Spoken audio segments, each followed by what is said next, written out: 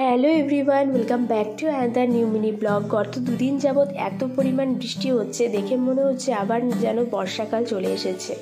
আর এই এত বৃষ্টি এই সময় না আর ভালো লাগছে না।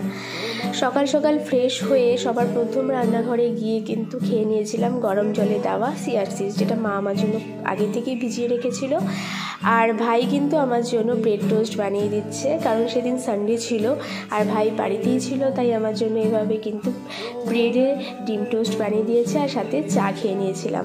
তারপর এদিকে মা কিন্তু রান্নাও বসিয়েছে, কারণ বাইরে যেহেতু বৃষ্টি হচ্ছে, বাবা নিয়েছিল মাটন, আর এদিকে খুব কষা কষা মাটন হচ্ছে, আর সাথে কিন্তু ছোট নদীর মাছ ছিল, সেটার হচ্ছে ঝাল হচ্ছে।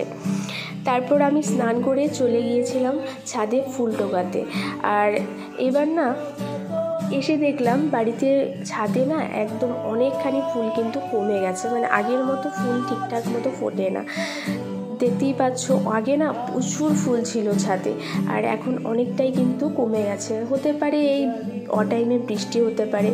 আর আমি যেদিন এসেছিলাম, এই যে ছোট ছোট গাঁদা ফুলগুলো রয়েছে, তারা গাঁদাগুলো, সেগুলো প্রচুর ভরেছিল, আর বৃষ্টির কারণে দেখো গাছগুলো